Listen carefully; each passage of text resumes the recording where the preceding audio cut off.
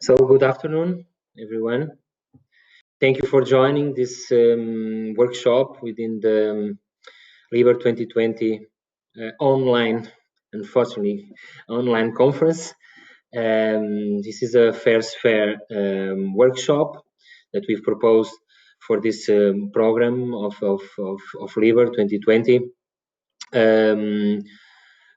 I know I am checking that there are several participants joining the workshop. So I will just do a pause here before we start, just to have more people joining the workshop, because we have a big number of registered participants. So let's wait just 30 seconds for more people to join, but in between. So this is the workshop that the European project Fairs Fair proposed for LIBER conference. The theme is Integrate Fair Data Sciences Competences in Higher Education Curriculum. So we are doing these workshops within a program of stakeholders workshops that Fairs Fair is running. And this first stakeholder workshop is dedicated to the role of academic and research libraries. So we will start in 10 seconds, just to ensure that we have more people joining.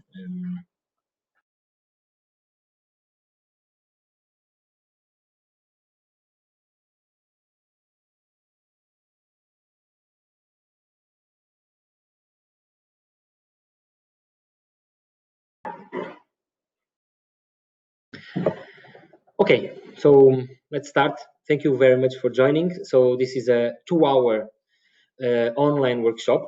Let's use this time to run this program that we want to be useful for you as participant of this LIBER conference, and also relevant, and also for us relevant for Fairs Fair project, to gather your input and feedback. So integrate fair data sciences competences in higher education curriculum, the role of academic and research libraries, the theme of this workshop. So this workshop is being recorded, so be aware of that. We will share the recordings and the slides after. We also have a link that my colleagues from the organization of this workshop will share with you in the chat, where we are keeping notes. So this is, of course, our responsibility to keep the notes. But if you want to contribute with some input, or to share some thoughts, or to share a link, a useful link that we will be mentioned or during the discussion, during the comments, during the program of this workshop, just join that document and add your comments.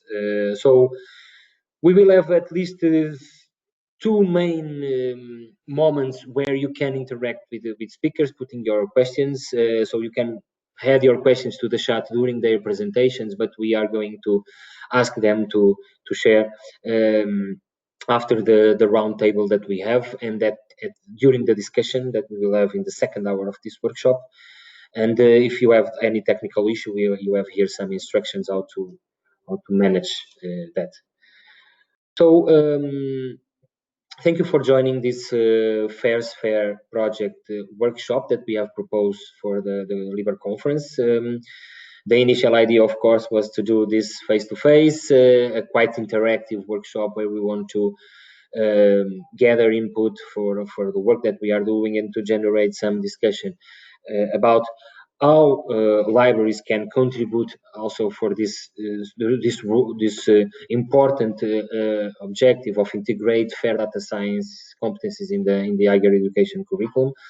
So this is a set of fair stakeholders workshop that we want to do. And let's say that the first one, we are doing it with the academic and research librarians within this conference program. So three main blocks in our agenda. So the first one is to where we are going to present this workshop and just really a short introduction of Fair's Fair project. Then one of the first outputs from the Fair's Fair project related with this work or on fair in European higher education is a deliverable that we have released a few months ago that our colleague Lennart Stoy from the European Universities Association will present to you some results of a survey that we ran that have the contribution of several European universities. So it's quite important to share with you the results of and the content of this report that we have, the result of the survey, and also some work that we did in some focus groups meetings that we did in the recent months, and this is quite important to introduce this issue for discussion. Then a second part where we dedicated to use cases. So this workshop that Fair's Fair proposed, we are organizing also together with the LIBER working group on digital skills for library staff and researchers. We ask for the collaboration of the shares of this working group. Cecile will be with us today. Was great to collaborate with us. Really kind to offer help to collaborate with this workshop and to help Fair's Fair organizing this workshop. And in collaboration with Cecile as co-chair of the LIBER working group on digital skills for library staff and researchers, we come up with this use cases that we are going to have to present. Cecile will take that round table, the management of that round table. So you have already here some the names of those speakers, but Cecile, I will leave to Cecile to introduce them. So many thanks also for them to collaborate. So what we want here is to share some use cases, to hear real work that is being done at different levels, at the national level, at the librarian level, university level, consortium level. So we have 4 different use cases that contribute to this discussion. And then in the second part, we count with you all to contribute for this discussion, to share your thoughts in the chat, to ask questions to Lennart as the first speaker, to ask questions for the panel speakers on these different use cases. We will support this plenary discussion. We will use Mentimeter to support the plenary discussion. We have 6-7 questions to introduce you that we will guide your contribution, but also then we'll support also our speakers to comment during this third part of the workshop. So this is the agenda. We have I hope that we have plenty of time for discussion to receive your comments via Mentimeter, but also in the chat. Okay, so many thanks for your presence and participation and interest in this webinar. And we will finish also checking also your opinion about some recommendations that Fair's Fair is already presenting to higher education institutions related with the work that research support staff is doing. So, and we want to have your input also at this the closing of the session. So this is the agenda. I hope it will be useful for all of us to have this program, this workshop. So in two slides, just quickly to maybe several of you are aware of Fair's Fair project. We have several colleagues from Fair's Fair present here. They will introduce during this session. So Fairs Fair is an Horizon 2020 funded project. The title is Fostering Fair Data Practices in Europe. There are 7 main areas of action of this project. That is a 3 years project. We have started the project last year in March. So we are in the, let's say, in the second year of the project, where in fact we are already starting to deliver work in results in several areas. For this specific area, or fair data in higher education, we have already this first report, and we want to work during this year to deliver important work from related with the curriculum in fair data science. So 6 core partners and several other partners. There are several universities also involved in this project that want to improve interoperability of FAIR resources, build a network of trusted digital repositories, develop also a capability maturity model towards the FAIR certification. So we are also supporting several initiatives, several repositories on the FAIR certification. Organize an open call for repositories to get support for certification. This is what in fact is already running. Increase production and use of FAIR data. Set up a FAIR competency center for all communities, focus on research communities, but also on institutions. And there we have a specific area of action that is related with this stakeholder workshop that we are organizing today, on embedding fair data education in universities programs. This is what we have in our main working areas of this project. There are a specific area dedicated to fair data science, curriculum, and professionalization. You see here just a diagram with a representation of the different work package of the project, but this is just to highlight and for you to be aware. I think it's important. So this is not to share the structure of the project, but it's for you to be aware of what we are developing, what you should expect from Fairs Fair project to deliver in the coming months or in the coming year on this area specific of fair data science, curriculum, and professionalization. We are running an analysis of the landscape of available fair data training in Europe. This report that we are presenting today is already an important input for the analysis that we are doing and for these studies that we are running. Then we will deliver a fair data competences framework for higher education and professionals to support of fair data culture and uptake of fair data in RDM activity. Translate this competence framework into a model that universities can integrate in the curriculum of courses at different levels, master degrees, PhD degrees, and support, so embedding fair data education in university programs and doctoral training. So this is the main goal. Let's say that we are in the first phase of this work, but be aware that we will deliver this competence framework. We will deliver guidance on this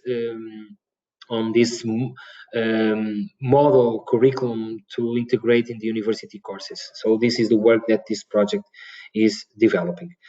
So this was a short introduction. Let's move to the first presentation. So I'm inviting Leonard Stoy from the European Universities Association, which is a project manager working for the European University Association, that in fact is the leader of the coordinator of this specific area in Fairs Fair project. So Leonard, many thanks, and the floor is yours. Yeah, thank you, Pedro. I assume that you can hear me now, so I will just continue. Thanks for organizing this and the kind introduction. I will not talk too much about Fairs Fair then any longer, I suppose, because you already covered that very, very well. And just to, I mean, now I have a nice slide with the logos of the partners, so that gives you some more information. But in the end, it's really the essence is about that we try to address the FAIR principles from a very broad range of perspectives, from from looking at metadata, looking at repositories, looking to training and skills. And in our work package, we really we try to address the question how to disseminate, how to integrate data skills, and specifically fair data at some point, a bit more into higher education curricula than it is currently the case. So, and I think what many of people here probably have seen, this is just a very broad summary, I don't want to go into more detail about this, is that overall the initiatives, overall the papers that we see coming out, all the recommendation is that skills are really a main bottleneck right now to make open science a little bit more mainstream, to really create a culture that we would call like an open science research culture. And that is very much linked to digital skills in general, because in the end, data management, for instance, or data analytics, working with open data, for instance, relates strongly to current digital skills agendas. So we also see a drive there. For example, in the European skills agenda, there is a specific point on open science skills, and this is a link that we shouldn't forget either. But when we think about the sector as a whole, we always see that this is perceived as a gap, but we don't really know where are we right now in terms of universities in Europe. I think the estimation is around that there are like around 3,000 higher education institutions in Europe, and we always say that there is a gap in terms of the open science skills provision, but we don't really have a lot of reliable data on that, how severe that gap is or how well this is actually being addressed right now. So this is the first step that we did with this report that Pedro already mentioned, and I will put a link to it in the chat later as well and in the notes. And that is also linked at the end of the presentation, where we wanted to see actually how far is research data management, data skills a bit more widely and maybe fair even addressed in higher education programs. And because if we don't know what the current status is, we can talk about changing that, but we need to know a little bit better what the baseline is and how actually institutions as such think about this and might think about addressing this. And I see my colleague Brecht put a link in the chat, so you can also download it and maybe look at later. So what we tried to do with this survey that we ran for Fair is we had four main building blocks that we tried to look into. One was what we already talked about, fair data and research data management as included in higher education curricula, and then some additional parts that also looked at the status of research data management policies, and support services, and the EOSC as well, the European Open Science Cloud, because they all relate to some extent to each other. But today, the main thing is really the educational aspect of it, because this is the focus of the workshop today and also of the work package that we work on. So what is the extent to which this is being addressed, and where are maybe needs that we can address later on at a bigger scale than many. We know a lot of case studies, of course, but and we also hear, I think, very good ones later on, but it helps to have a better understanding where the sector is at a broader scale.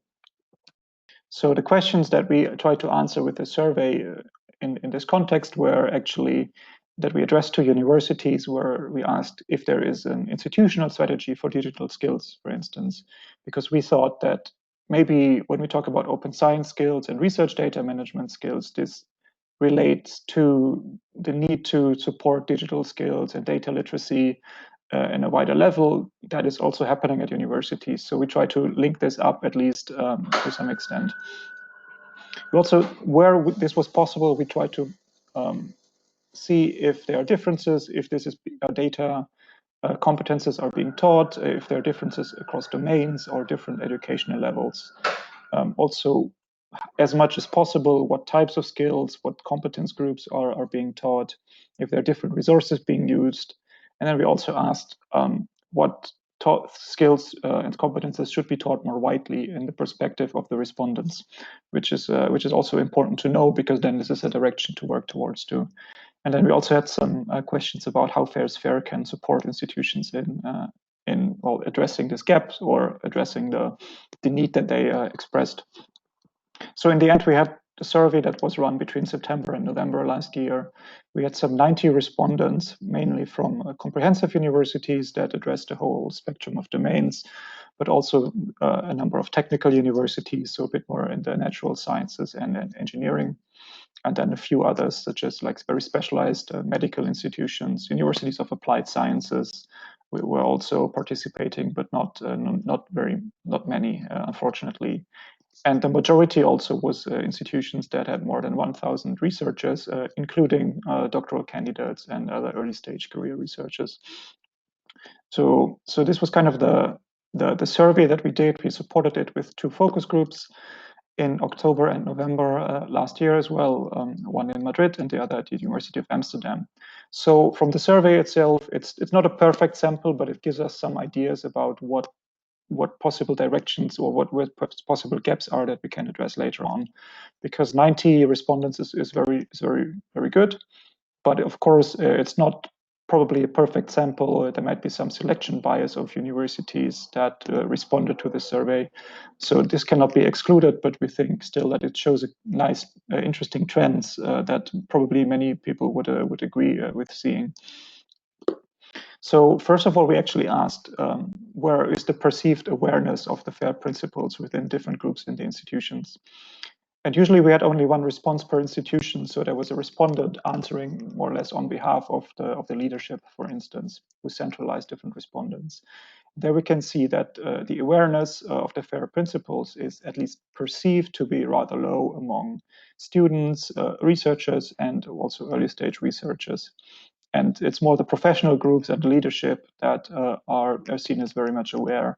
And it's definitely something that can be addressed through education, because students and researchers would then be exposed towards FAIR and research data management earlier on in their education or their research training. But we continued then with the other questions on for example, the institutional strategy on digital skills. And there we found that roughly 40% were actually having one at different levels, so for the entire institution or for specific departments, and some also had one for both. And around one third said that they're in the process of developing one. And you will see this later on that for us, this means also that we set a recommendation out that when you develop such an overall strategy, you might also put in there that you want to foster data management and FAIR data skills as part of this overall institutional approach to a level where this is appropriate and relevant, of course, because not everybody needs to be taught the same thing in the first semester of a bachelor degree, of course. And now these are a couple of, a bit more complicated graphs, but I just want to show the main trends there. Is here we asked about if digital skills, and we showed them a definition before of a couple of skills groups, are addressed in different disciplines and domains and at different levels. And there you can see a relatively broad trend. And the one is that this is happening much more at the doctoral level, and a little bit much less already at the master, and the least at the bachelor level. And we can also see slight trends towards the engineering sciences that do this a little bit more, and that, for example, humanities and social sciences are a little bit behind in some, to a certain extent as well.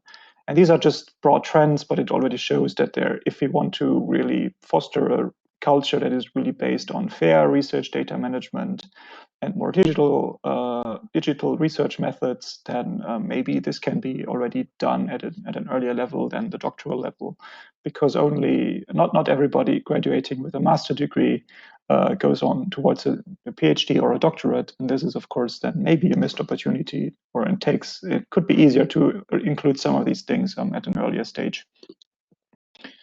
And also it shows that maybe in some cases there are good practices from certain disciplines where this is already being done, that we can transfer to other areas where this is not the case yet as to that high extent.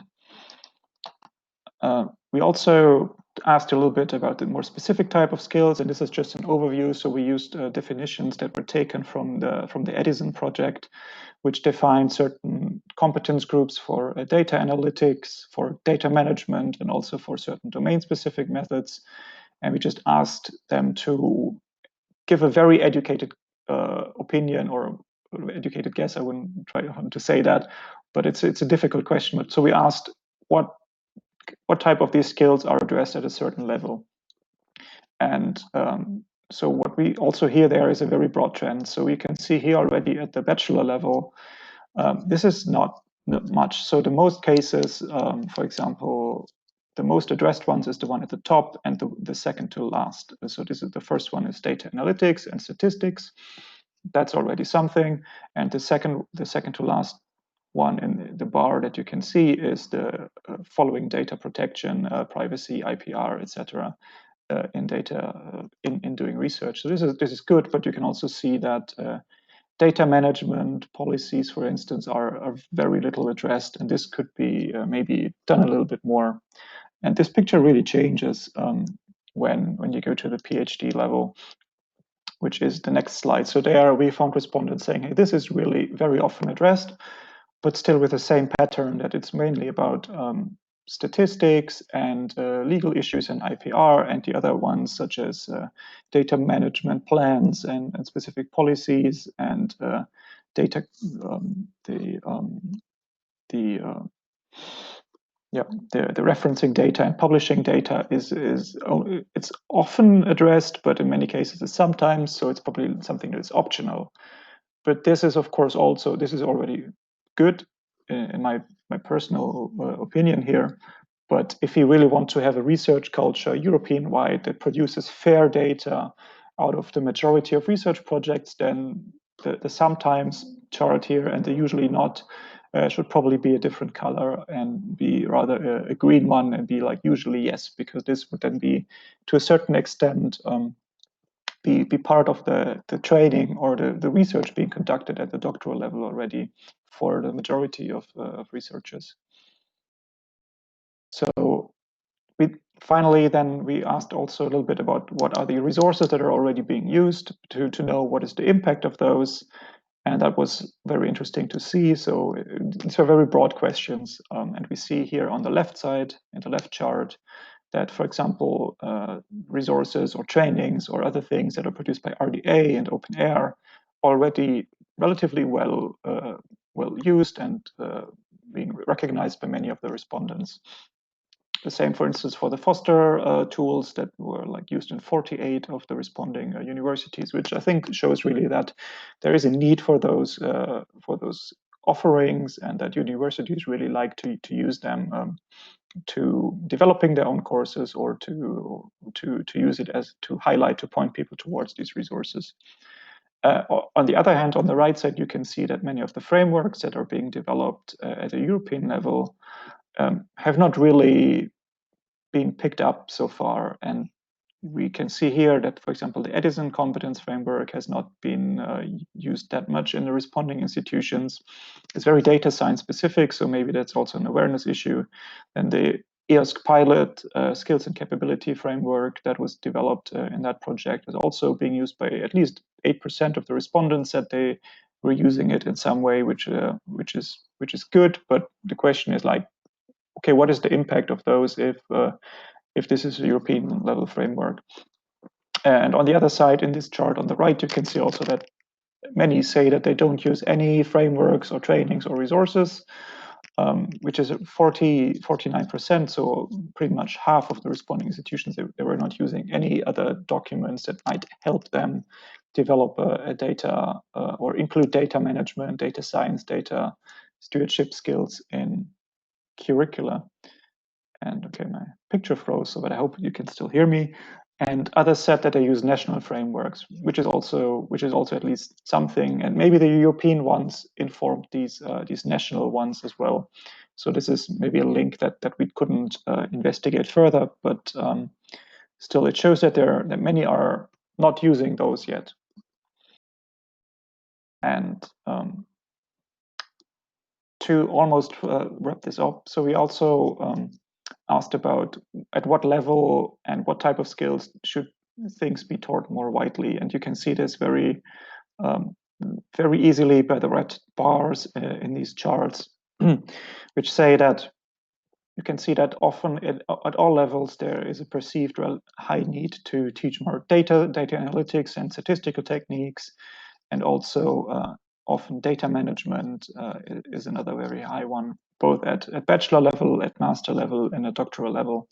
So this really shows that there is a need of the sector to offer more of these education, to include these competences a little bit more at all levels in the end, and maybe a little bit here at the bachelor level, a bit more at the master, and really very urgently at the doctoral level.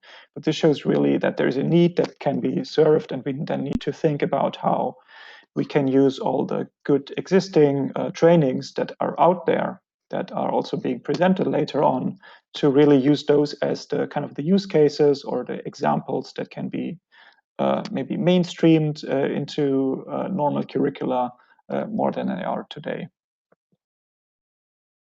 And I just include, I think this is the first to last slide, so I'm finishing very quickly. So just also to give a thought about the role of libraries. We asked in the survey also about the role of different services or units within a university within research data management, and their libraries and the academic and research libraries really stood out as very crucial actors within the data that we found. So 70% of the responding institutions, it was said that the library is really deeply involved in the support, at least for research data management and the implementation of these policies. And in 30% of cases, they also said that they were involved in developing the policy. So we also, I mean, one recommendation we found from that was also that if you are involved in the support, you should probably also be involved in the policy. But in the end, this data really shows that libraries are really central so far in this whole system of data management, of training and supplying the infrastructure, hosting the staff that does research data management, raising awareness within institutions, and training researchers wherever possible in getting these skills and for fair data and research data management. But the question that we still have as the project that we're trying to answer really is, how do we use these, as I said before, these really good practices that exist within as training offers that are being given to researchers, to early stage researchers, to library staff. What is in there that can be taken also, for example, during a bachelor program or in a master program in a specific area? So do we need to really do more training of trainers, of the academics and the teachers that are really the teaching staff of a certain program? We also found a recommendation that was very helpful from the focus groups, that many said to us that actually research data management and FAIR should be just a normal part that is within your research methods training or research integrity training later on. So this is also one way to link it and not just add one specific thing on top. For example, say you need to be fair now, but you can say, no, actually, as part of your research methods training, how you collect data, how you handle data, FAIR should just be a part of that. And that is maybe more of an application of these, of certain principles throughout this research method training. And also there are some questions that I just pose maybe for the discussion later as well. Is there like a minimum knowledge that that students should obtain during their studies, for example, on FAIR data? Do you need to know what interoperability means in your specific field or not? I would say maybe you should have heard of the FAIR principles, but not everybody needs to really apply that in every detail, which is not the objective of a bachelor program, for instance. So these are just a question that I and the work package also have in this regard, how to really make this training more common. And the recommendations that we have built around this, they're also in the report, is really to link, where possible, try to find links that you can say, hey, data management and fair data, open science, maybe at large, is something that could be integrated within the overall digital and data literature and skills approach at your institution. Because in the end, almost in almost any case, open science skills mean certain digital skills. Maybe not always, but it's very often the case. And also link it to other discussions such as methods, research integrity, because these are things that researchers also and students often are really, they need to know this. So if you don't overburden them with something additional on top of this, then that also helps to reach them. A very broad one is that we, of course, would say that this should be broadened, and data analytics and research data management related to that should be taught much more widely. Another important caveat is also that, of course, if, for instance, in some disciplines there's no existing or less existing practice in other areas, then how can you teach it? So in some cases, the domains need to actually come and develop certain, for example, standards out of their research practice that they can then be taught to students first. So we and this is mentioned here with the SSH context, for instance, where there are data standards, etc., and metadata standards, but the survey showed that there was a little bit more work to do, at least. And then also to be more practical when we develop training and guidance, and that this should also, as much as possible now, be translated to specific disciplines and domains, because very abstract awareness of the findability and accessibility does not necessarily mean that you can apply those later on or really apply those practically. And this was my presentation. I think you can see here the links, and I think I saw them going through the chat as well, to the report and also to the data set that we just released a few weeks ago. So if you have more questions, I think we'll have time for that later on, if I understood it correctly. But if not, also just put it in the chat. I can answer some of those as well.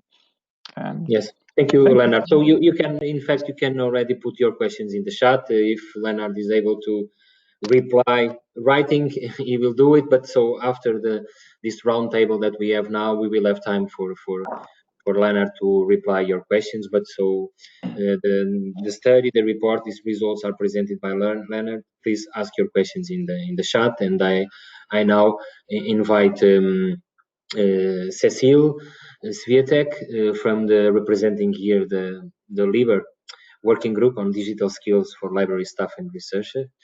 So many thanks. Cecile did a great job to support us. So it was a joint venture, the organization of this workshop. Now I will pass the floor to Cecile to manage the next session.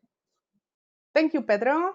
Hi, everyone. I'm very happy to be with you here today. This is our last summer of existence. The Digital Skills Working Group of LIBER is ending, and we are very happy to end with you. In the chat, I will put some links. So first of all, let me tell you that yes, fair data training is one of the hearts of open science skills and training programs, and this is what we tackled in the working group.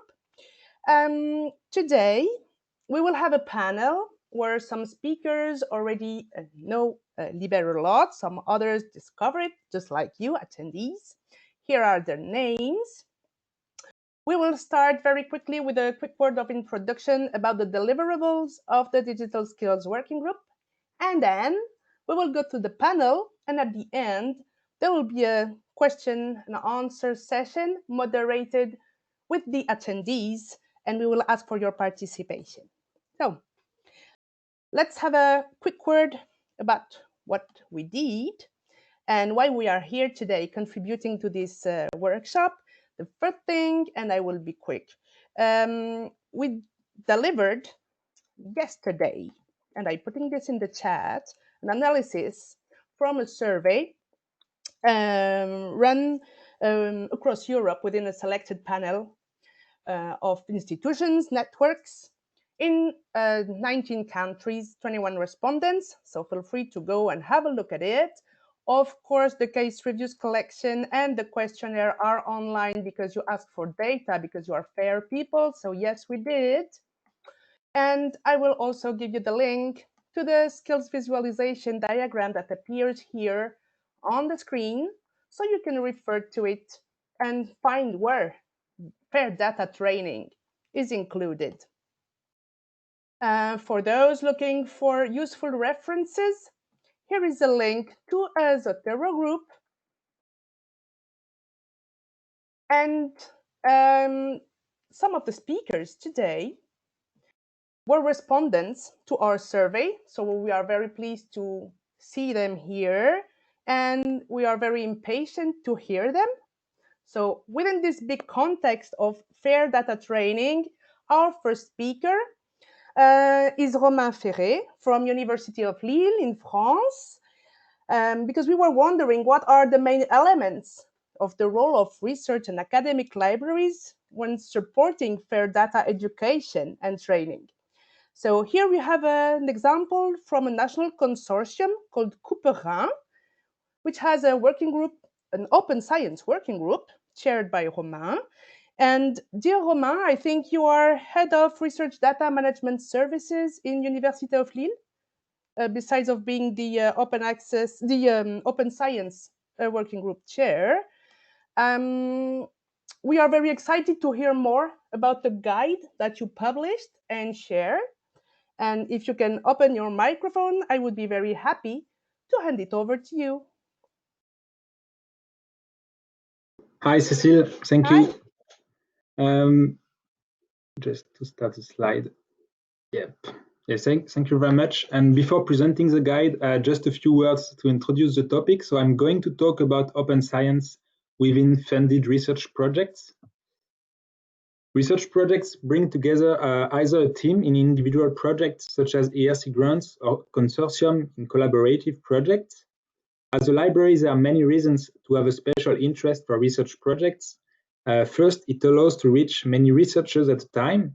And second, this support is often well accepted by researchers since it helps coordinators to comply with their funders' requirements. And finally, most of projects last several years, which permits to set up good practices and make sure they are well implemented in the long term. And on this slide, we have a diagram which shows the support libraries can offer to projects on open science through all the steps of a project lifetime, from grant application to the final report. Let's start with grant applications.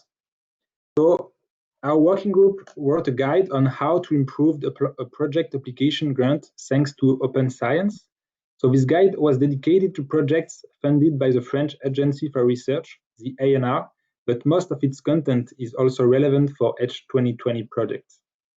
Considering open science in a project grant application can be summarized in 4 main points. First, include open science tasks in the general work plan to make it concrete and to plan related actions. Second, since skills are necessary to implement open science good practices, it's important to identify and showcase existing skills in the consortia. And external skills are also often necessary, and the library can help identify project needs on open science and then contact the relevant support services. And finally, when it's necessary to develop the open science skills within the consortia, then specific trainings can be planned and made part of the project. Third point, a budget can be necessary to implement open science actions, and grant office are not always familiar enough with open science to think about it, so library can help estimate the related costs. And finally, open science is a good way to maximize impact of projects through an ambitious dissemination strategy. Once a project is funded, it's where the library's role is most important. The DMP writing is a first step, of course, but it's necessary to provide the long-term support to make sure good practices are actually implemented. The library can provide general guidance to researchers, take part to meetings, such as the kickoff meeting, and offer trainings. And it's important also to adapt the approach to the audience, since consortia needs are very diverse. On the one hand, coordinators and scientific leaders will need to hear about strategy, while on the other hand, team members are more concerned with the practical approach, since they are the ones who handle the data and will implement the good practices on data management in the daily life of the project. To implement this approach and open new perspectives for libraries, it's necessary to connect with other research support services. And as open science brings together many stakeholders, the libraries can act as matchmakers between researchers and these support services. Libraries should take part also to the process of grant applications, since many decisions on the project's organization are taken at this step. And coordinators are the priority audience, of course, but we should keep in mind that there are many researchers involved in projects. And if we want to do more than writing the MPs, then we need to address the whole consortia needs on data management. I will now briefly present a use case from the University of Lille. The example of the University of Lille was the main inspiration for our guide. And at the University of Lille, we offer an individual support to projects. And since November 2019, we also offer specific training for project coordinators on different topics. So writing a grant application with open science, complying with open access and with data management requirements. And to conclude this presentation, let's focus on a specific project we've been involved with. The project name is Pearl. This project will officially start in September 2020 and last for 4 years. And the library has been embedded from the grant application phase and is part of the project management team. It's a H2020 COFN project. COFN projects are dedicated to the development and broadening of research skills, which may include open science skills. And these programs are designed either for doctoral programs for PhD students or as fellowship programs for advanced researchers. And I really think these kind of projects are really very good way for libraries to take part within projects and bring support not only to PhD students, but also to their supervisors. And if such a project takes place in your institution, I warmly recommend you to make sure you take part to it. And that's it for me. Thank you very much for your attention, Cécile. I'm giving you back the micro. Thank you, Romain. Many thanks. We are now wondering what can be the key elements of an institutional strategy towards the integration of fair data competencies into the curricula. And how can we identify the common gaps and challenges for developing an action plan for fair data competences in higher education curricula in general? So let's travel now to Switzerland and maybe we will have some elements of answer because fair data training is a super top priority at EPFL in Lausanne, Switzerland, where training is delivered to both researchers and librarians. So Mathilde and Eliane, you are teaming as training coordinator and better with your faces, smiling faces here, training coordinator. So this is you, Mathilde, and the research data coordinator. This is you, Eliane, at the PFL library. So we will hear now more about your initiatives, its outcomes, benefits, and maybe you will agree to share a word of wisdom with you all, with us all. So over to you, Eliane and Mathilde. Thank you very much, Cécile. We are more than happy to be here, Mathilde and me. So yeah, we went through this exercise and what is actually happening regarding institutional strategies around fair data competencies at EPFL. Well, there is a compliance guide and there is research data management mentioned, but there is not fair mentioned in it. So you can see the compliance guide on your right-hand side. So we do some sort of advertising around FAIR in other ways, by trainings, by presentations, data champions initiative, and promotional videos. And what is clear, there is no centralized curriculum, and all trainings are available on voluntary basis. So none of them, only one, is subject to ECTS. But we just started to participate in a project on Swiss level, which is called Easy Fair, where we think a little bit more about how to implement FAIR. Maybe this will change. into another direction. So which gaps and challenges did we identify? The library courses currently are considered too transversal for the doctoral school. So it's very difficult for us to get support to be included in the credited curriculum. And we also have some technical infrastructure missing, such as repositories, which makes quite difficult to, let's say, anchor the FAIR principles into the institutional environment. So these are the first 2 points, and the other ones is that there are not enough institutional incentives so far, but we developed them. So I'm taking the mic for this second slide about the gap and challenges we see around FAIR data competencies. And I think also now we lack of an entry level training that would also include graduate level students, and where we could address research data management and FAIR.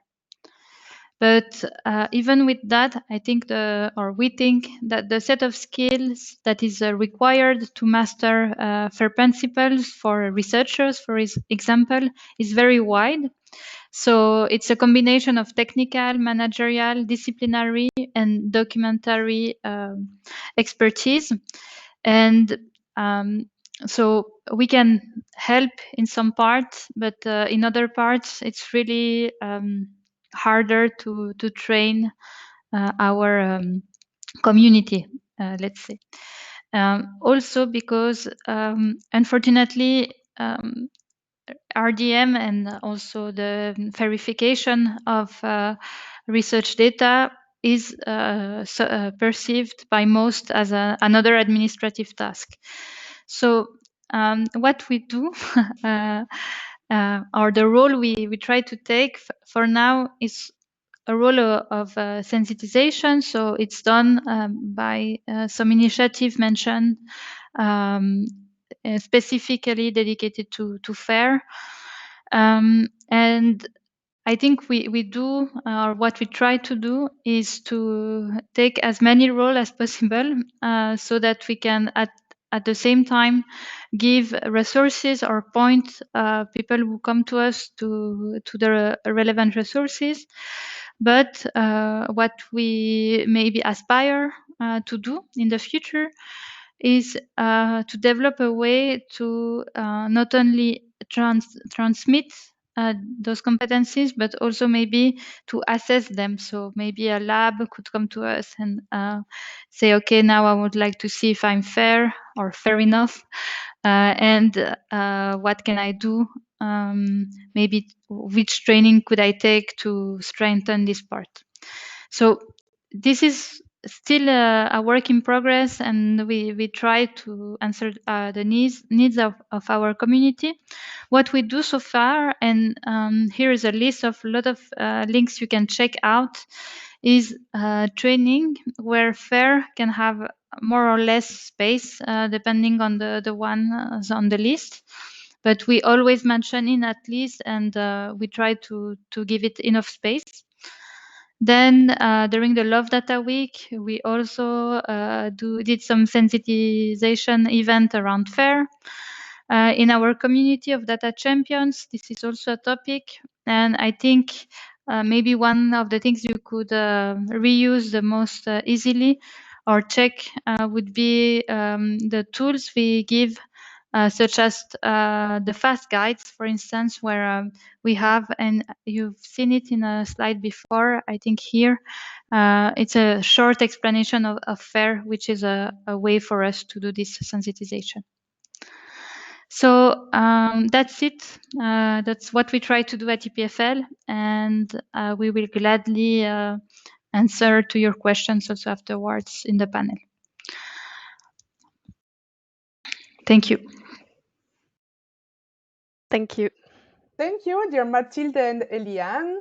This is very inspiring, a dynamic presentation from which I'm sure each attendee can take a take-home idea or practice. The slideshow was shared into the chat where the links can be opened, and there are quite many. Let's continue our journey on this bumpy road and travel to Poland, where Natalia Grund-Peter is working. Natalia is NOAD, National Open Access Desk for Open Air in Poland. Hi, Natalia. You work in Warsaw at the Center for Mathematical and Computational Modeling, the interdisciplinary one, and you have a role to play with the open science platform, the PON, P-O-N, in Poland. So you participated to the case reviews we led. Thank you very much. I heard that you organize workshops mainly for researchers and librarians together. And very often participants come from different institutions. So we would be delighted to hear more about your fairness workshops and events that you provide to the Polish research and research library community as part of your research data management training. I hand over the mic to you. Yes, hello. Okay. Hello, thank you very much for the invitation to this workshop. I'm very happy to be here. And in my short presentation, I would like to talk about our open science training. Of course, I will focus on FAIR data and our cooperation with libraries, because this part is relevant for today's meeting. First, let me introduce the framework of our activities because it seems important to give you an insight. The Open Science Platform is an initiative of the Interdisciplinary Center for Mathematical and Computational Modeling, University of Warsaw, and we as trainers are affiliated with University of Warsaw. And recently we've organized an online training with University of Warsaw Library, but very often we organize workshops at various Polish universities, academic libraries, and scientific institutes. So this initiative is nationwide. And very often also we are invited by academic libraries, and this cooperation, I have no idea why it's not working.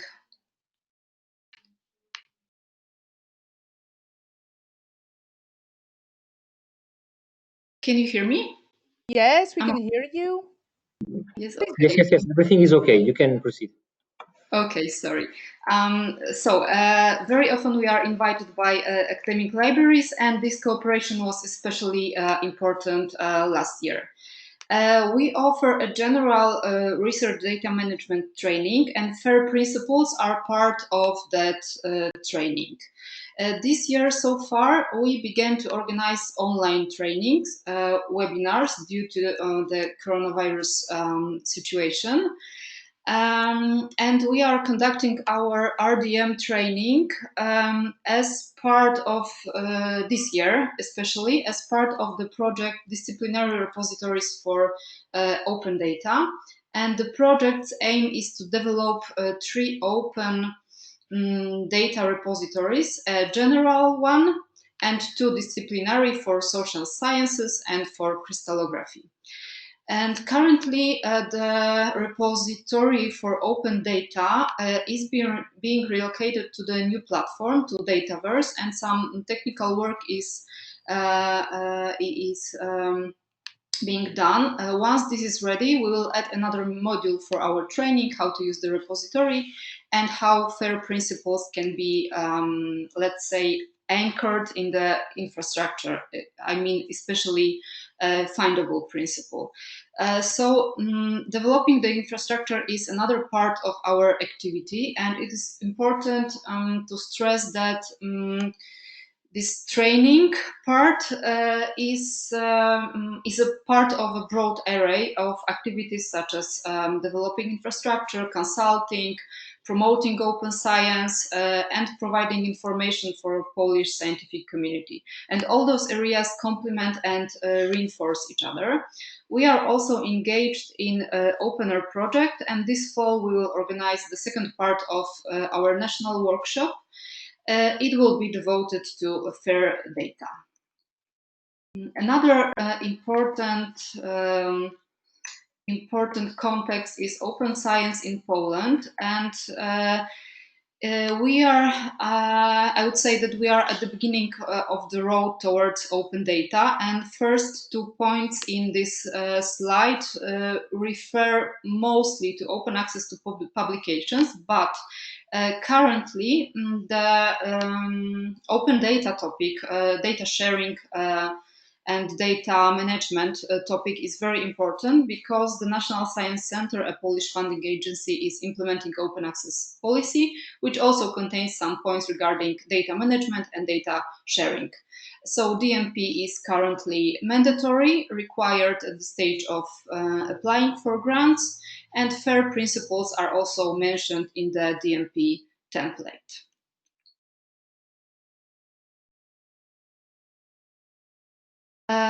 My next two slides focus on lessons learned. So this our perspective on fair data. And what I want to share with you comes from discussions during the training, questions we received from researchers, sometimes from misunderstandings. It can also be very important to see the common misconceptions and misunderstandings. So what is fair data and why it is important? I think it's the beginning of the discussion, and also in what way FAIR principles benefit researchers' work and career. And as I said earlier, we are still at the beginning of this road, and what seems important from this point of view? I think mostly raising awareness, and for us it's important to translate FAIR principles as described in this article published in 2016 into a set of questions, issues to consider, actions to take. Also, it's important to show FAIR as a spectrum or continuum, because I think that very often people we meet assume that there's a strict set of rules, that it's either done or not done at all. So showing all shades of decisions, or a whole array of decisions of FAIR principles seems very important. Another thing that comes from from the feedback we received after the training is showing a bigger picture. And I find it very important to share some articles, show open science initiatives and declarations from all over the world. And it is equally important to show benefits. And here, from our point of view, I would say that it's needed to go beyond the funders' requirements. So it can be either developing institutional approach towards fair data, regardless of funders' requirements, and not only respond to those requirements, but also recognize FAIR principles as beneficial and important for the institution. And how? We know from our meetings with librarians, with researchers, that libraries are involved in promoting FAIR, especially involved in DMP consulting and training. And here, let me get back to what I said earlier, that explaining how specific decisions affect the fairness of data is very important. And I think that this FAIR self-assessment tool was mentioned in the earlier presentation, and I have to say I find it really important and very relevant for the training. And also researchers we meet also say that it's very useful tool. So I would say it's good to use those sort of specific tools that are very convenient. I've already said about showing benefits of research of fair data, but also benefits of data management plus for the research process and project. It's also important, and also what seems relevant is emphasis what can be achieved simply by choosing a right repository, and what needs more attention from the researchers, more actions. So providing researchers with information on infrastructure and services and tools also is very much needed.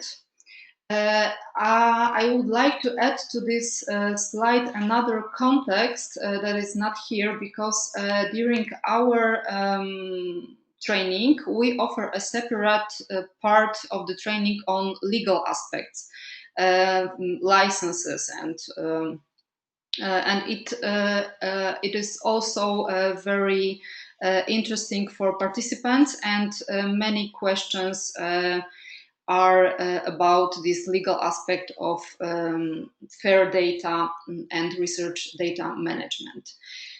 What needs further work?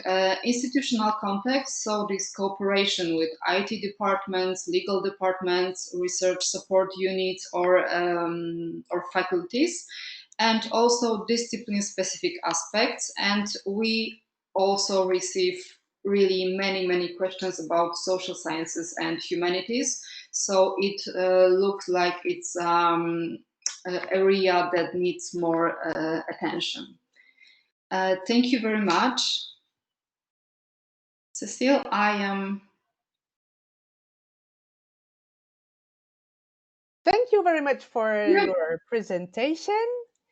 Fair data is a top training priority for you, for others, but also at the University of Turku, Finland. I understand that Päivi Kanerva can hear us and she can read us, but there is a little trouble connecting. So if we see her appear, or if we can hear you, Päivi, it means that we will be able to hear your presentation. Otherwise, please be sure, who is playing with this? Please be sure that we will share broadly, openly on Zenodo the full presentation after this workshop.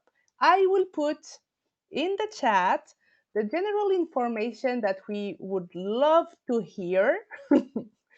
And let's see if you appear on the screen, or if we have to shift to the following part of this workshop.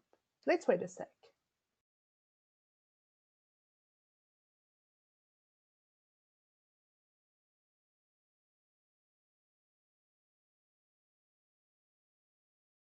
So apparently we will have to wait longer to hear you and see you on the screen. I am sorry about this. I think you are too. All of us are. So no sudden digital miracle. This happens. Anyway, a big applause for you, Päivi Kanerva, and we will hear you soon talking one day about how you support training for fair data, awareness, and diffusion of an openness culture in Finland. If the attendees go to the Google document that was opened, I put also here the information that unfortunately you can see shuffling on the screen. Okay, thank you all for this panel. We hand over the microphone to Pedro now for a Q&A session with the attendees. Thank you. Okay, thank you, Cecile. So unfortunately, we didn't have the last presentation, but the other presentations were great, quite useful and to the point, I think. So there are some comments here in the chat, at least one question that we should address. But let's start with this plenary discussion. Mainly, we will focus on three aspects for this discussion, as we introduce in the as we introduce in the in the agenda. So there are we want to discuss about the role of the academic libraries in the FAIR data training. We want to discuss with you about the main gaps and challenges to address this type of activities in universities, and then also discuss a bit about the strategies and the policies that we have in our institutions. So for that, and just before I invite the speakers from this, let's say, roundtable to join me for some comments, I would like you to, I will invite you to join for the first set of questions that we have here in the Mentimeter.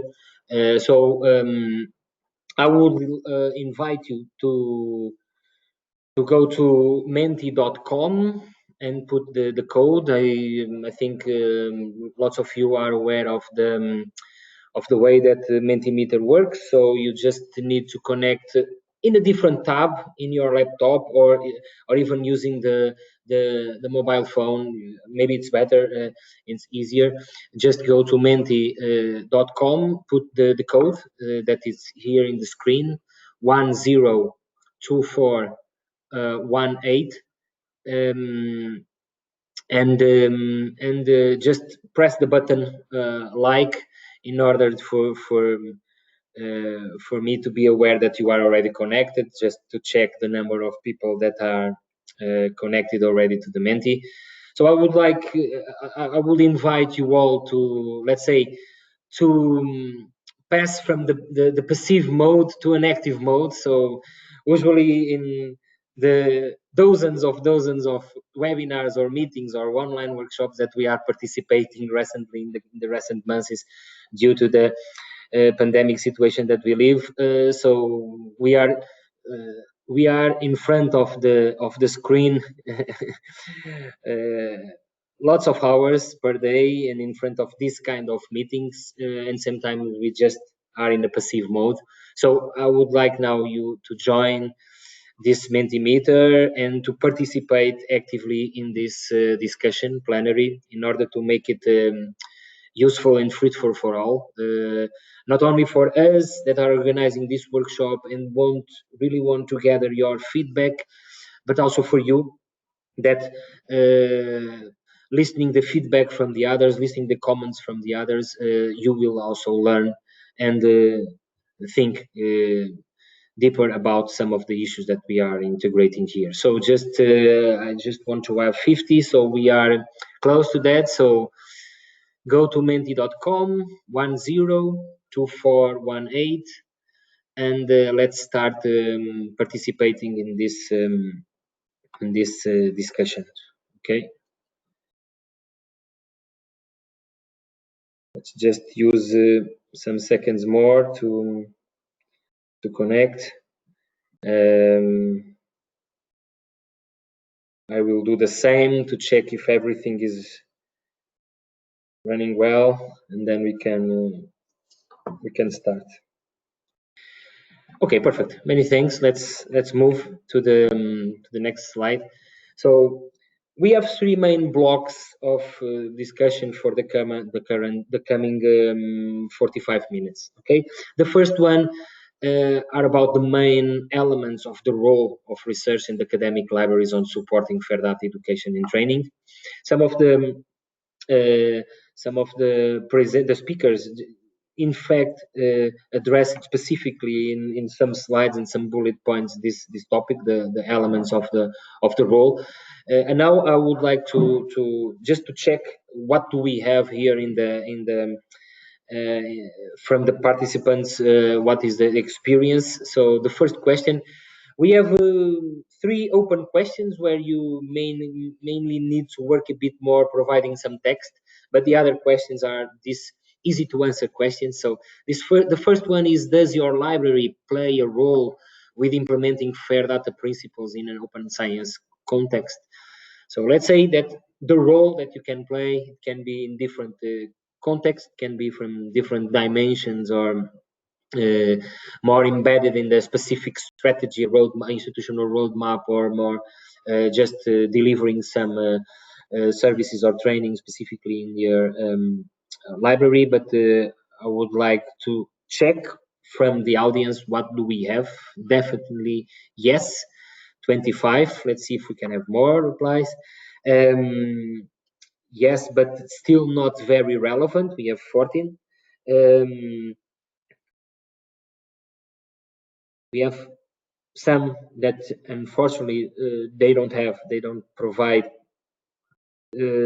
any role currently on implementing fair data principles, and there are few that have also already planned some activities. So thank you very much. So definitely yes, let's say a little bit more than half of us, of the participants of these workshops, are definitely yes. The library have a role, and so we have some that not yet, or so it's a kind of incipient role that they have. So many thanks. So this is important for what we need to see. And another question, and then the third question, I will invite the speakers to join and to comment, and to also to take the opportunity to reply to some questions that we may have in the chat. So does your library have a dedicated training addressing fair competencies?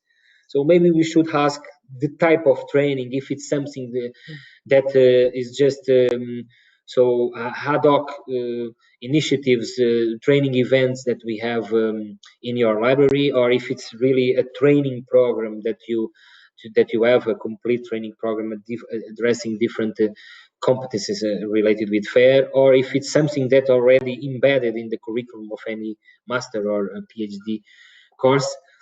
Okay, but we don't ask for these details. We just ask if you have. Yes, not yet, but already planned. Okay, great. We have here a competition. Okay, we have unfortunately not. Okay, so which means that some of the libraries that have a role, they don't have yet a dedicated training. So like if we compare the answers, so many thanks for this many thanks for your enthusiasm replying to our questions. So let's say that okay, we don't have a majority, but okay, 22 say yes, they have dedicated training. 19 not yet, but planned, and 15 unfortunately not. Okay, thank you very much. Now let's go to the third question, which is an open question, and maybe this is so it's an extra effort for you, but we would like to have your contribution for you to identify one or two elements of the role. Okay, the role that you see on supporting fair data education and training. We have already checked from the first presentation a quick analysis of the reality in different universities, from the survey, now from the use cases. So if you want to share your thoughts about what are the main elements, the relevant elements that you see that the library can play a role on supporting fair data, we would like to hear your replies. And for that, I also invite the other speakers to comment. So we will have in the screen this this slide from Mentimeter with the replies from the different participants. I think it's quite good for us. If any of the speakers want to comment, it's for you. You are free to do it.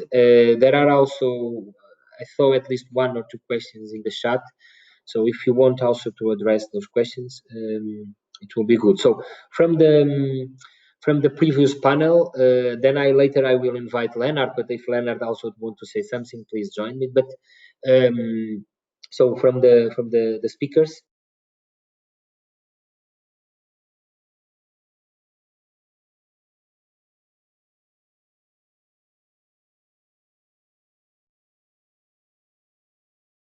Just share your thoughts.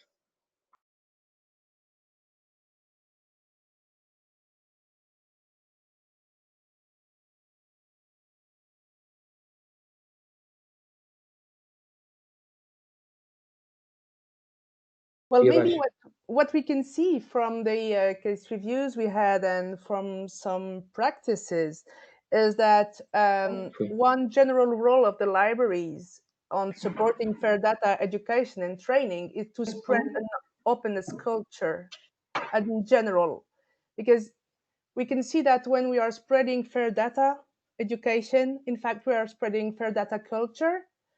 We provide services, support services, we provide trainings, and at the same time, we are this link between the different services, different disciplines, and we also act like a hub of knowledge and a space. For young researchers, I think, Romain, you highlighted that the PhD students and young researchers are looking for a space where they can interact and have social learning about fair data training, for example.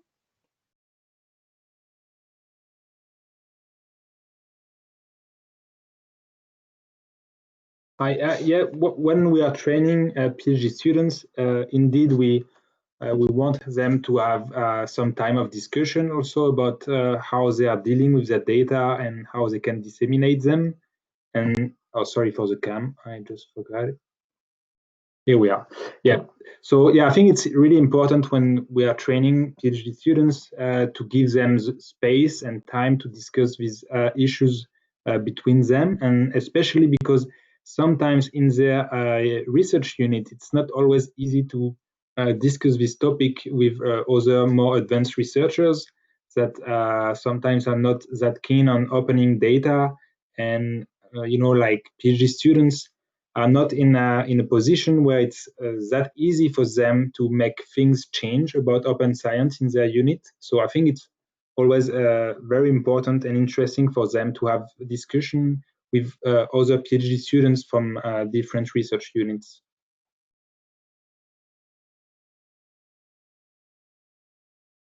Thank you. I don't know if others want to share also thoughts. Yes, so maybe a quick word about the data episodes that were put up by the team at EPFL library. So here it was more the idea. So the element is not really about maybe education and training, but maybe a bit of fun, or maybe a nicer part to send to have this campaign. And behind that is maybe just raising awareness, as it was mentioned in some of the answers there. Mm-hmm. And yeah, so maybe the key element is if people care, then they will care to come to a training or something. Eliane, I don't know if you want to add something on the video and this awareness part. I think my camera is already gone again. So, but I agree with you. And maybe what we also notice is in the last, let's say, month, metadata got more and more important. And also in our focus, it really became critical, and also critical to be able to explain FAIR better and to promote FAIR. Yeah. So I would add this. Mm-hmm. Thank you very much. And thank you for all the contributions. So 52 contributions, really great. I'm trying to share with you all the comments here in the Mentimeter. So from specific training initiatives, training programs, to more services or infrastructure-oriented role. So we have different commands here. Yes, and we also have Help in submit. you and Peter online. Yes, I wanted to add that also some training in using of repositories may be relevant, and it's our point of view in Poland, because the repositories I was talking about will be open for everyone in Poland, or actually for everyone. So I think that some training in simply using the services also might be relevant. Thank you. Thank you very much.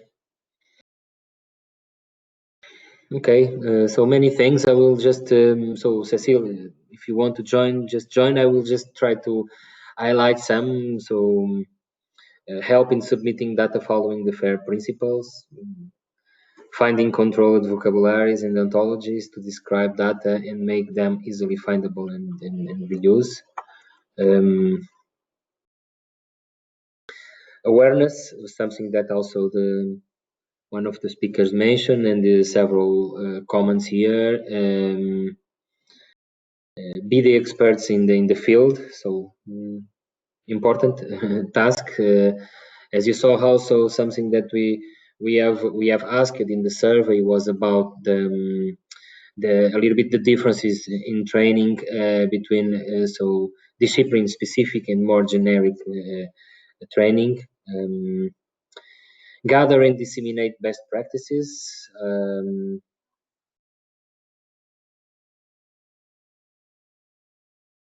Okay, libraries have high awareness of open science and can be ambassadors, awareness of differences between different parts of the university, different cultures. Okay, also the libraries have specialized knowledge of metadata, etc., making sharing more efficient. Great, important roles. Direct support for researchers, DMP. DMP is also mentioned several times here in this comment. So support for data management plans, and like Roman said, shared with the guide that they developed in Coperin. So it's really driven by the needs of the projects, and DMPs are quite important for the within the funder policies and to support project coordinators, for example. Okay, metadata, engaging with researchers, quite important. Links with publishing strategy training. What strikes me is that libraries, but we are among librarians and we are among fair data experts or trainers and or curious people just, but we appear to be sometimes at a strategic level where policymakers are and where we decide for funding. This is what said Romain, this is what appeared from other presentations and what I can see in the chat. Also, we appear also at the practical level for support services, because you can't train or decide anything without a big planning that involves these different stages. And what strikes me is that the training activity is at the same time an informative one, which we have in our DNA as librarians, but also is a particular effort that we are doing with programming and inventing models for trainings, like workshops, of course, but also general information. And this is interesting to see how we work. I was using the word hub before, but I think this is the case. We are at different levels and we do a 360 degrees operation at the same time. And we have to plan, I think, more the training programs we are leading, because we can be overwhelmed if we go very strongly, but at the same time We need to have a structure that supports this policy, this training policy. And this is very different from one country to another, from one discipline to another, from one institution to another.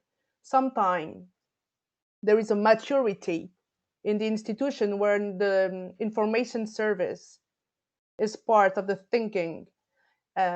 Sometimes it's more at the faculty level.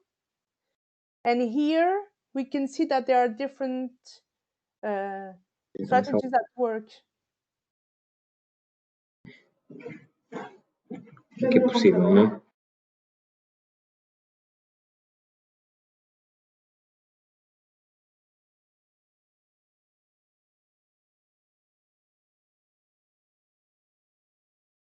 I'm wondering if we lost someone here.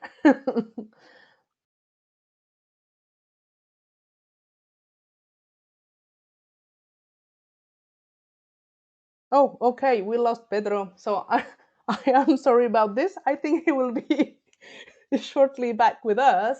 So we will share anyway those Mentimeter results, and you can find them if you go on the general document that was shared by Claudia into the attendees chat. So we can have a wrap up and give you a feedback all from your input. And I think you can still put your information also on this Google Doc document if you want to give some inputs or share the benefits you got from the training activities linked to the research data management plans or fair data training. So maybe if yes, I can see that there are some problems with the connection. Okay, so I don't know, maybe this is the moment where we should have a word of wisdom or a wrap up all together. So we end in beauty and we will share all the slideshows online after this workshop. You can find all their recordings, audio, slideshows on Zenodo under the LIBER community. We have, for the final word, here you are again. Yeah. Sorry for the, so I was just disconnected. I don't know why, but I was listening you in the laptop of my colleague here in front of me. But sorry for that. So we have. So thank you very much for this contribution, and thank you very much for the speaker. So we will have another opportunity, and so great contribution. So really a very good, informative and complete list of roles. So if there are any open question here in the chat, just help me, Cecile, okay? Because as I had this 2 minutes problems with connecting, okay? So just be sure if anyone from the First Fair team or Cecile can help me with the chat, just be sure that we reply to the questions in the chat. If we don't have any. There was one question from Elisa Herman. How often are the FAIR principles reviewed critically during training? And for example, the CARE principles additionally presented. I think this is a very broad question. I'm not sure. This is a question for a face-to-face workshop, dear Elisa. And I'm afraid that we won't be able to answer this. But put it, maybe we can put this on the Google Doc, or we can all keep this question with us and wonder how we are dealing with this in our institutions to go further with the training. Okay, many thanks. So let's try now to identify challenges. Okay, so several of us have in fact identified that we are already doing some training. So there are important challenges regarding the development of an action plan for fair data competencies. What do you think are the main challenges from your point of view? and from your experience also developing this training, some of you are also identify that you are planning, that you have already, that in your plans, so training is already, it's already addressed. So for sure, and for almost all of us that we are part of this, we are so paying attention a lot for this kind of issues. We are in fact all developing strategies and new services and trying to have a roadmap to do something on fair data, support services and training. So let's see what are the main challenges that we can identify. In fact, our colleagues from Lausanne have identified, in fact, some gaps and challenges, specifically in one of the slides. They said lack of entry-level disciplinary training offer that would be more inclusive, also for graduated level. The set of skills required to master FAIR principles is very wide, technical, plus managerial, plus disciplinary, plus documentary. So it's quite difficult to address at the same level for all. And they have also shared with us that sometimes is perceived as another administrative task, which is some kind also, which is the case for some work, some tasks that need to be done related with the requirements of the funders. Sometimes it's true.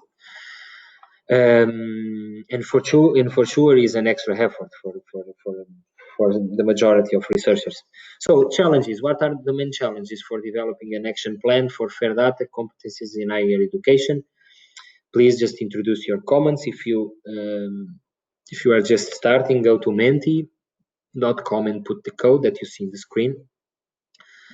Okay, thank you very much. We have already several examples here.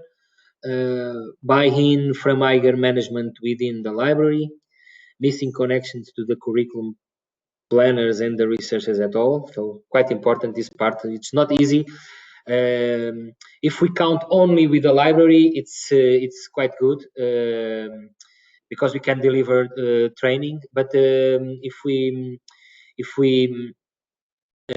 need to work with the curriculum planners from the committees, the board that take care of and that they decide the curriculum, which is more, it's a challenging task. Faculty awareness, fair culture, quite important, addressing different levels of knowledge and interest. Recognition of the crucial role of fair data in research. Explaining the importance of FAIR and its application. Okay. So providing knowledge resources. Thank you. Lack of institutional support strategy. Okay. This is a challenge for lots of us. Finding best practices and who can teach them, how to teach them. Okay. Yes, we also in the role in the previous question, several of us also mentioned the best. Sharing the best practices is a role for libraries, so finding best practices here as a challenge also. Evolve all actors to get open resources and promote critical thinking. Yeah, this activity of evolving different stakeholders within the institution is quite challenging. Yes, true. Align different policies, funder institutions, then align policies and practices. Thank you. Yeah, the issue of the discipline, yes, discipline-specific challenges, missing specific discipline knowledge to support researchers at a specific level. It's true. So it's a quite challenge. So usually libraries don't have a big team to support training activities, and it's not easy to find people specialized in different disciplines. There are lots of interesting. There are several interesting activities with data stewardships embedded in faculties, in departments, in research units. There are initiatives on data champions that are coming from specific disciplines. But of course, this is a big challenge. getting buy-in from management and other areas of the universities to provide services that impact on FAIR IT services. Okay. Domain differences, yes. Broad scope of topics. Okay, great. Many thanks. So great contributions. It's quite useful for all of us to check these contributions. A critical point here, I think I will highlight this one also. Each individual institution has limited toucher capacity. Collaboration between institutions is necessary. This is something quite important. I think the example of that Romain gave from Couperin is the role of some of these consortiums or national or local or regional associations or groups that can in fact benefit from working together to deliver some services. The work of projects like Fair is also important because we are gathering different competences, skills from different partners, and we are trying to deliver something that will facilitate, that will make life easier from libraries and other research support staff or other people with responsibilities in institutions. But this is quite important. I think plan this collaboration is quite important because in some cases libraries are we have some librarians that are quite alone managing training activities within their institutions. Organizational challenges concerning attitude, yes. The cultural thing is something quite important. I would invite you also to check the Fair project website, where we are already delivering also some results from Fair that are related with this cultural change that need to be taken. So we are delivering some recommendations on that. Okay. Ignorance is a challenge also. Embedding as part of high quality research practice. Okay. Let's say that open science or fair data is just good science. Okay, so this is the case for FAIR also. Lack of leaderships and directives. Okay, very good. Let's go to the last one. I see that people are contributing more and more, which is good. So this is more challenge because it's a more effort for you that you are in your side. So you need to write. If you are using mobile phone, it's not so easy to write a big sentence, but many thanks for this 31 contributions, really useful. Let's read one last one. Yeah, the interoperability and reuse of the data are the most difficult to be achieved in FAIR principles, and maybe the most important. Yes, this is the usual comment when we are discussing FAIR data principles. Okay, let's say that for findable and for accessible we can do it, but for interoperable and reusable there are big challenges, and also at the technical level. Okay, a challenge on the ongoing status of data management and information literacy as invisible labor. Okay, many thanks for great comments. So we will share also with you the Mentimeter. We will export this for PDFs and then for a PDF, and then we share with you, so you can also access these great comments afterwards. But so many thanks for the thing, data literacy, something that is quite mentioned in different forums, and also thank you for this comment also here. Okay, for this part we just want to have one question for the main gaps and challenges. Some of the speakers also addressed this. We also realize some of the main difficulties also in the presentation of Leonard on the results of the survey. Now the last set of questions. So we have two questions for this. Simple questions. The key elements of an institutional strategy. So we are going from the library as a service for the university, for the institution, the higher education institution, to have a strategy or a policy towards the integration of fair data competencies in curriculum, if there is a strategy or not. Let's check what is the reality of the participants of this workshop. Is there a policy that is institutional wide, or are there limited policies? For example, if you have a specific policy for a research unit, for a faculty, for a department, or if in fact you have a policy for on research data management, on fair data implementation for the institution. So just to check, so we have already checked the role of the library, if the library is providing training, if the library is providing services. Let's see if the institution that you represent also have a specific policy on RDM, on fair data, or it's just at the level of a specific research unit, a specific department, school, faculty. Okay, thank you. So I would invite more to share, so we don't want to lose audience. Just we promise that we will finish on time. So this is a 2 hours workshop that I hope that is being useful for you. From what we share, from the results, the first results, preliminary results from First Fair, and also from the use cases that we missed one, unfortunately, but we will share at least you will see it in the slides. Okay, thank you for the answers. So let's say that we have also, there are 13 that have already an institutional policy, which is great. Some that policies that are under development. Okay, thank you very much for that.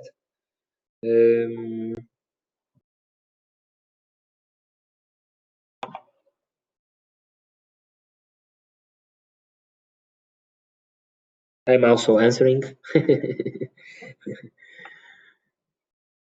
Okay.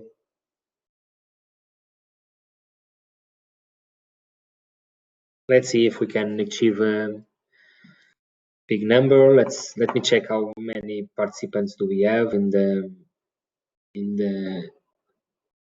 workshop. We lose some. So this is the normal. So there are some participants that due to constraints with the time, so just listening for presentations, and then when we have this more discussion sessions or sharing comments and this type of plenary discussion session, so they go to another job, or they are in fact checking emails and doing some work at the same time that we have the presentation. This is the new normal.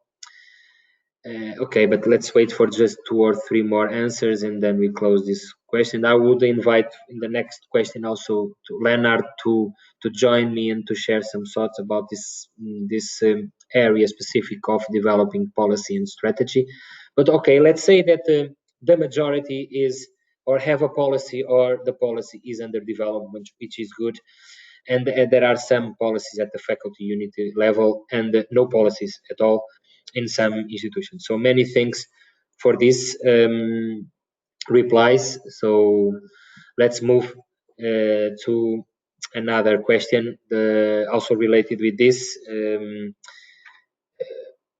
and specifically addressing the RDM strategies. And this is an open question. Please feel free to contribute. This is the last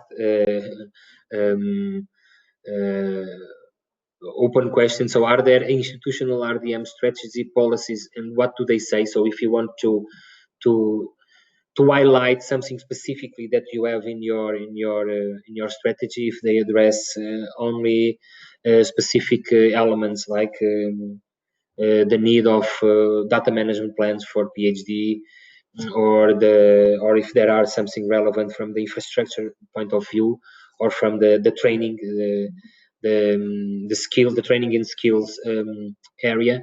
So just feel free to share. Using this moment, I would like also to ask Leonard if there is any question that Leonard will need to answer. So Leonard will also take this opportunity to answer. But Leonard, if you want to join me just to share some thoughts about the area of the policies development and the roadmaps that the institutions are preparing or are delivering on RDM, just feel free to share some thoughts. Thank you. Okay, so I think I can say a few words about what we found in the survey, and I think this, from what I see on the answers on the screen, it reflects it quite well. That in many institutions, these policies are still in development, I think.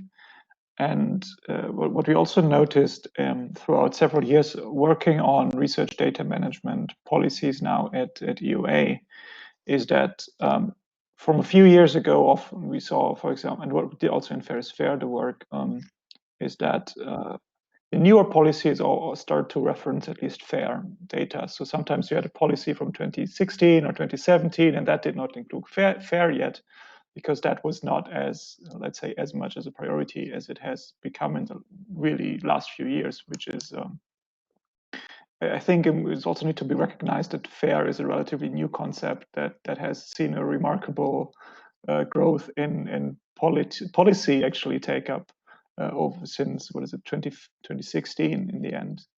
And institutions are reacting to that slowly, but steadily, I think.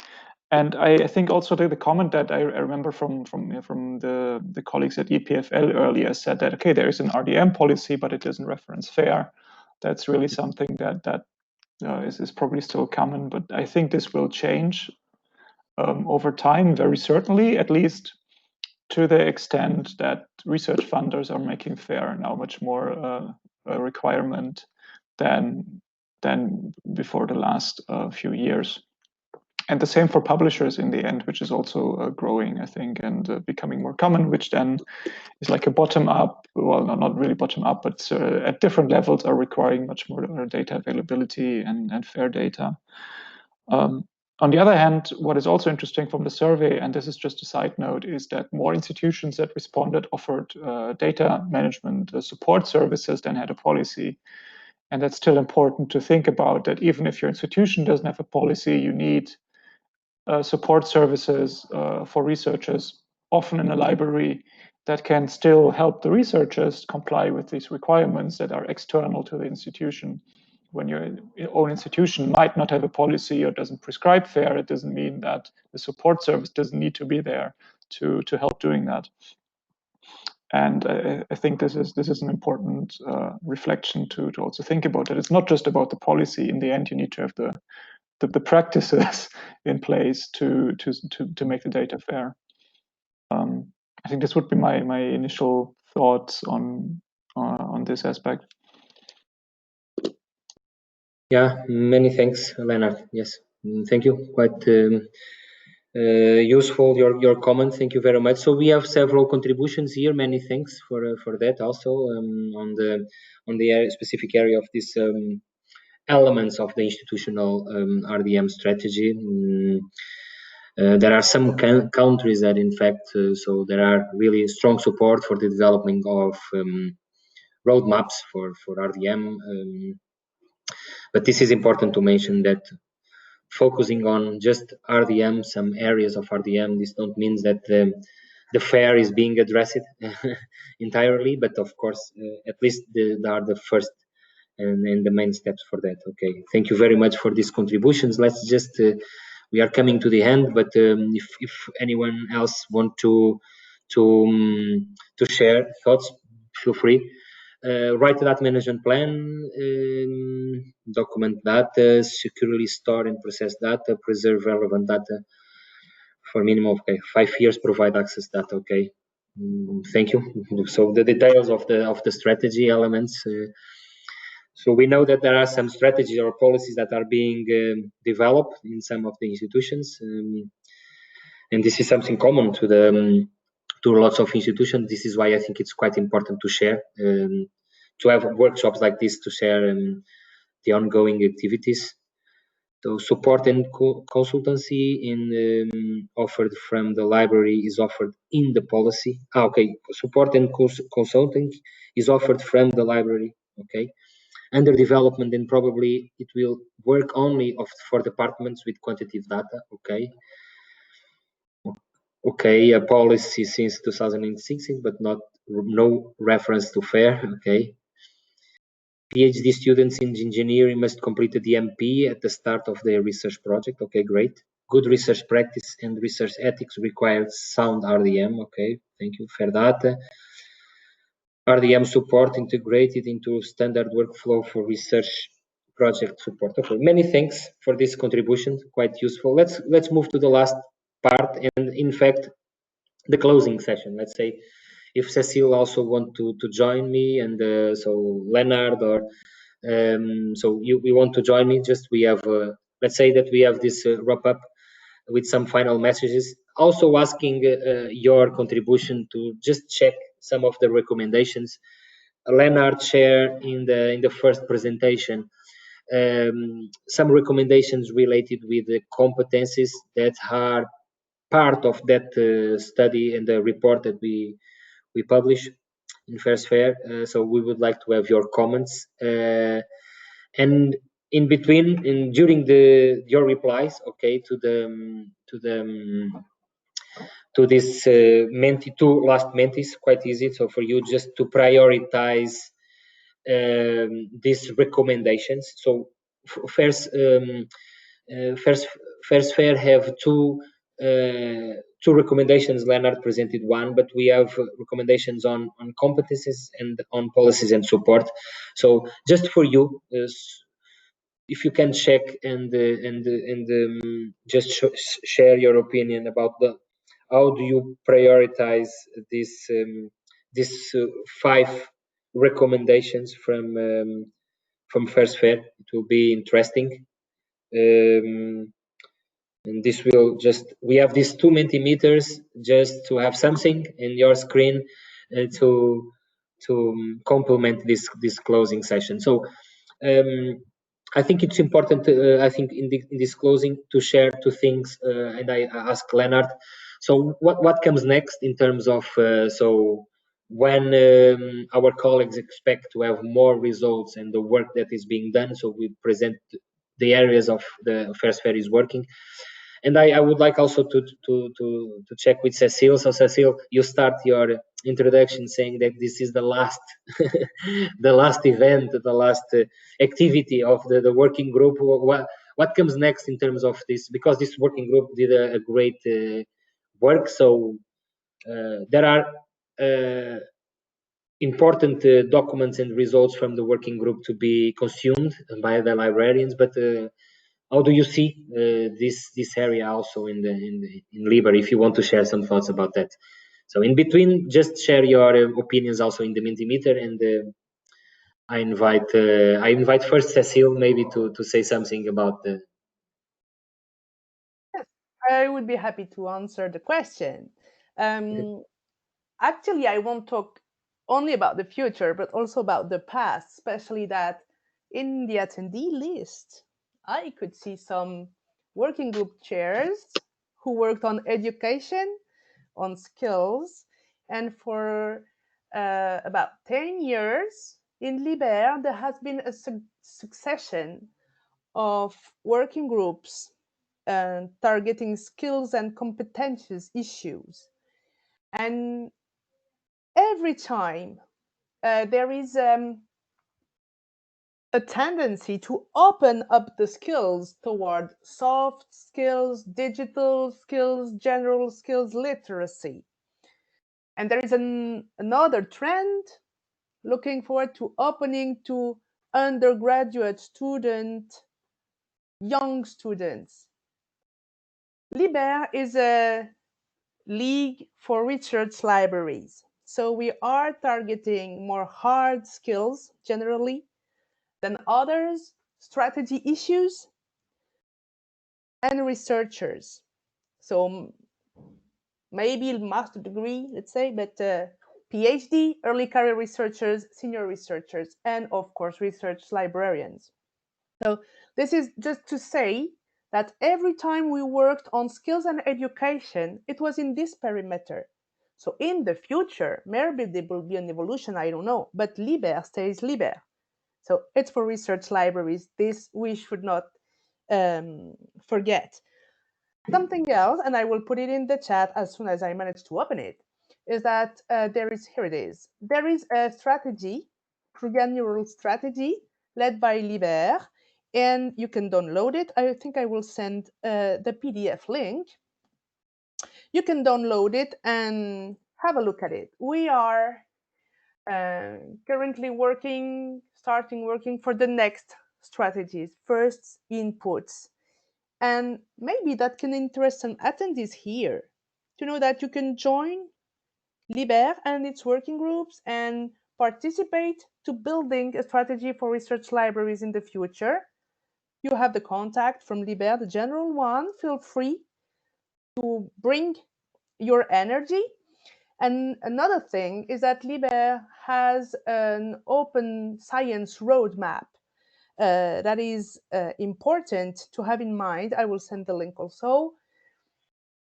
That is linked to today's strategy. So what will happen next, because the working group is ending? Well, this is not the end of the world, and this is not the end of digital skills. We were here to ignite something, because open science skills were gaining momentum, and that was a good moment to put it all together and partner a lot. We were very happy because we could work with the EOSC, with Fair is Fair Today, with Fit for RRI, with Foster Plus.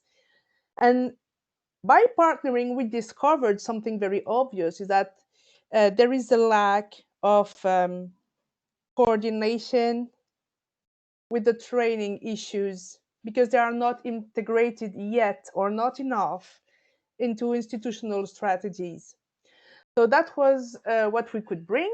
What comes next? Well, this year, LIBER headquarters hired a training officer, Tatiana Yankelevich, who is part of the LIBER headquarters. So now the training field is within LIBER structure. So this is one of our main achievements. Thank you. Thank you. Yes, there is a question here in the chat that unfortunately we didn't address before. So Jean is trying once again. So sorry for that, Jan. I was sharing my screen and it was not easy to manage the.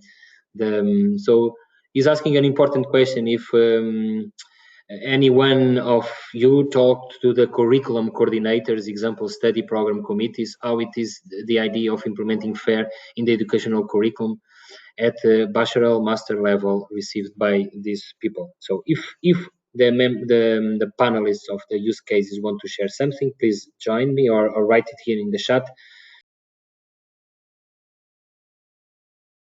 What we are already doing here at the University of Minho is just we just start that. So we already have a chat with a meeting with the responsible by the doctoral school in University of Minho here in Portugal, that they manage a transversal training program for our PhDs that are just starting.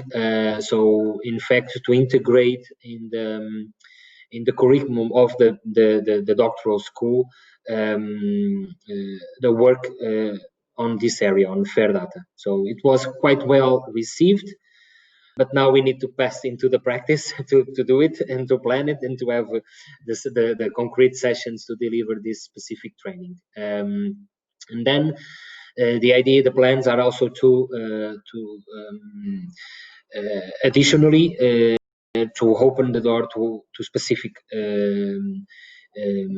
masters and PhDs. So of course they are inviting us to do some things, but so just ad hoc, not specifically related with FAIR data, but more on the side of managing data. But so the plans are that, and we are starting from the doctoral school as a good way to deliver some training specifically for them. But so Romain in fact is sharing. Okay, thank you very much. So you can please. I ask the colleagues from the use cases to share in the to reply Jan here in the chat. And Leonard, the floor is yours. Just to say what comes next in terms of FAIR in this area of the work that we are carrying in this specific work package. Yeah. Also, just briefly on the topic of the question to reaching out to the study program managers, I think as FAIR, we haven't done this in a structured way, but in a very similar approach as you mentioned. We would like to do this a bit more, but it's also hard because it's a different community, or like the entire academic community that needs to be reached in a certain way to do this. So, but we also thought about talking, for example, in some cases to the people who train actually the academics and teaching staff on getting their like teaching certifications, for instance, if that is a way how to approach this. And we thought also to include SEOA. We have a council of doctoral education that connects a lot of doctoral training programs throughout Europe to engage with these guys. So I think this is as you said in Minio, it's a bit easier to tap it into doctoral education and then see how can we reach it maybe in a previous cycle. But I would definitely be interested to have more discussions at the bachelor and master level. But I think it's indeed quite challenging. It shouldn't stop us from thinking about in certain ways how to address this issue. For FAIR, we will use, of course, this workshop is part of a task that looks out to find synergies with different actors and stakeholders and initiatives, and we will very soon have a deliverable after summer on certain gaps that we can address through FAIR to support competence development. That where you are also involved in, Pedro. So this is very directly useful for this, and we also work towards the end of the year. There will be. I see your mouth, so I assume you're muted on purpose. So at the end of the year, we also have we will work towards actually defining like a competence framework. This is still something that we're also discussing, like how to approach this.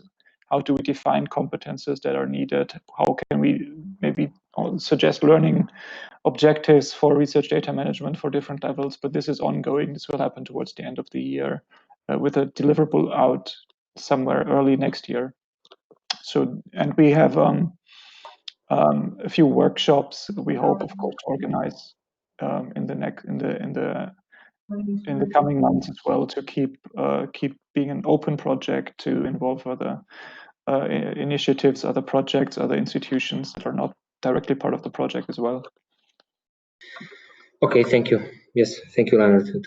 So thank you all for joining. So for sure the main results of this of the work that FAIR is doing. So we will deliver it via the website, via the newsletter. So stay in touch, stay connected to our channels, communication channels from the project.